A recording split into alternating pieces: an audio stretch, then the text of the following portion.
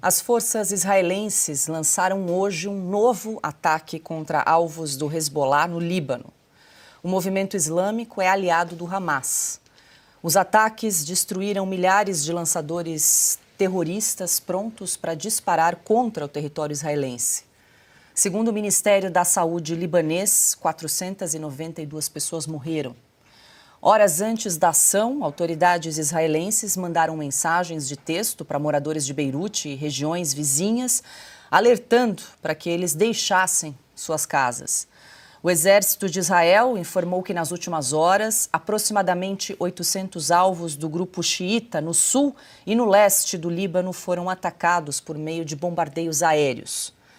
Tanto Israel como o Hezbollah confirmaram que os confrontos entraram numa nova fase depois de milhares de dispositivos de comunicação de integrantes do grupo terrorista explodirem simultaneamente na semana passada.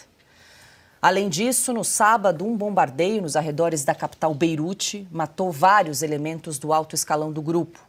Segundo o Ministério da Saúde libanês, o ataque israelense no sul e no leste do Líbano aumentou para 492 o número de mortos.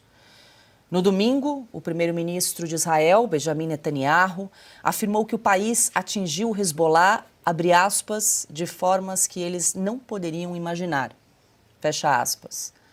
E hoje, em Nova York, o chefe da assessoria especial de Lula, Celso Amorim, que acompanha o presidente da República na Assembleia Geral da ONU, criticou o bombardeio israelense no Líbano. Eu acho uma coisa tremendamente revoltante, vamos dizer, né? E perigosa, porque ali o risco de uma guerra total, e veja bem, nós estamos falando de um lugar onde tem muitos brasileiros, né? Em 2006, muito trabalho, inclusive, evacuar os brasileiros. Eu tenho certeza que Itamaraty já está planejando alguma coisa nesse sentido. Bom, Silvio, daqui a pouquinho, dia 7 de outubro, completa aí um ano daquele ataque covarde do Hamas a Israel, e o que a gente tem acompanhado nesse quase um ano aí de confronto, de luta ali na faixa de Gaza, que agora essa guerra está tomando uma nova proporção. Silvio, como é que você avalia esse momento dessa região, desse conflito no Oriente Médio? Começa pela fala do Celso Amorim, o responsável pelo momento mais infame da história da diplomacia brasileira, quando ele diz que é revoltante.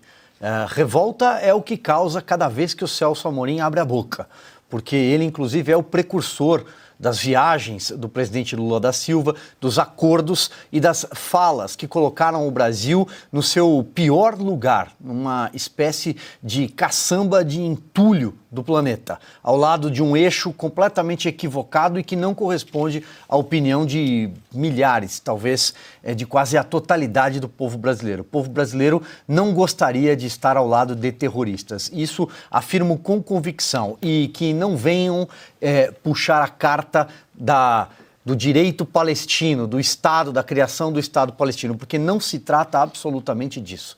O debate sobre a criação da Palestina é um debate legítimo, mas que não passa pelo Hamas e muito menos pelo Hezbollah, que estamos falando agora. Agora nós estamos falando do Líbano.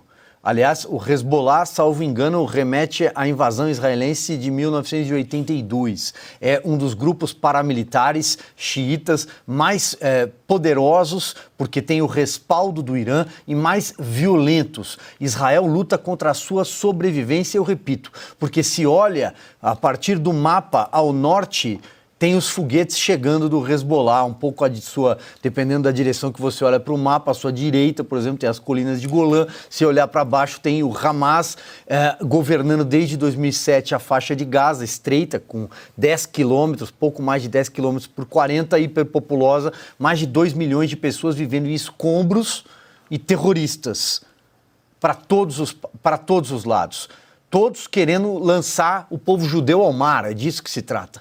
Então, é uma defesa da sobrevivência, é uma reação em defesa do seu povo. É isso que Israel está fazendo, porque os mísseis libaneses, no caso os mísseis que partiram do Hezbollah, esses ataques são concentrados em Beirute. Eles são precursores, eles saíram antes. Israel está reagindo, não está atacando. Está lutando pela sua sobrevivência. Mas o Celso Amorim faz questão de colocar o Brasil no meio dessa guerra. O Brasil não tem absolutamente nada a ver com isso. O Brasil tem muitos judeus, pessoas que trabalham, tem hospital, tem escola, e ele coloca o Brasil numa linha antissemita, porque o Hezbollah é uma organização terrorista, assim como o Hamas, e todos eles patrocinados pelo Irã e por outras potências e por dinheiro de petróleo naquela região. Então, vamos deixar muito claro, revoltante é a fala do Celso Amorim e não a reação de Israel para defender o seu povo há um ano. E um ano depois, parece que o conflito continua ainda intenso. Augusto. Silvio está certíssimo. O nosso pintacilgo do Planalto aí, ele fica deliberadamente deformando a situação. Vamos lá. Israel, é mentira que Israel não aceita a existência de um Estado palestino. Tanto que a faixa de Gaza teve autonomia. E a Cisjordânia também é governada por palestinos. Ainda não são estados? Não pode ser considerados estados como a gente vê o estado clássico, com tudo em paz. Isso aí só vem com a paz.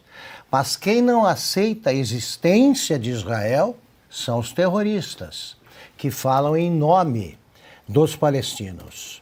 O Hezbollah invadiu o Líbano, acabou com a democracia libanesa e transformou aquilo num território, num esconderijo de terroristas. O Hamas, na faixa de Gaza, fez a mesma coisa e se auto-intitulou Ministério da Saúde. E a imprensa brasileira põe, segundo o Ministério da Saúde, não existe isso. É o apelido, é o codinome do Hamas. Então, a pergunta a se fazer é o seguinte: primeiro, quem não aceita a existência do outro? São os terroristas. E os palestinos, ou por medo, não reagem a eles. Não se livram dos que não os representam. Quem começou esse conflito, que é a pergunta básica? Há um ano já, né? Sim. Foram os terroristas do Hamas. Aí agora eles dão ataques do Israel como se isso surgisse do nada, é a combustão espontânea. Israel resolveu atacar, não, é a continuação de um conflito desencadeado covardemente pelo Hamas. Mataram jovens que estavam dançando, estavam numa balada lá, eles fizeram isso. E agora é que descobrem os inocentes palestinos que morrem nesses ataques. Vamos lá, vocês viram isso no cinema, série de televisão, basta ver a série sobre o Mossad, tá aqui, é aquilo ali. Israel só perde, a meu ver, em eficiência militar, tá quase assim, para os Estados Unidos. Eles são de uma eficiência na beligerância ali lendária já. Tá? Esses ataques que eles fazem, atacou o prédio, só bobo, né, em redação não sabe o que é isso, não entende nada. Eles fazem o chamado ataque pessoal e intransferível. Estão nesse prédio os dirigentes da organização terrorista. E eles vão e tem os efeitos colaterais? Sim, e não há efeitos colaterais. Quando os árabes terroristas jogam bombas sobre Tel Aviv, sobre as cidades israelenses, Israel está defendendo a sobrevivência. Não iniciou nenhuma guerra, nem esta última. Agora, na retaliação, eles são muito mais competentes. Eles já eliminaram boa parte dos chefes que organizaram o ataque que deu origem a essa guerra. Já foram para o espaço e não vão sossegar enquanto não pegarem todos. E isso é legítimo. Da mesma forma que pegaram os nazistas no Tribunal de Nuremberg. Lá deu tempo para julgar. O resto não tem papo e estão pegando agora uma organização terrorista que vinha simulando havia anos que tinha um tremendo poder ali, porque o Irã assegurava a força militar. Israel deu um peteleco ali de bom tamanho no Irã no Hezbollah, continua dando, e a hora que eles vão contra-atacar, eles percebem que a força militar que eles simulavam não existe. Problema de quem começa a guerra sem ter nenhuma chance de vencê-la.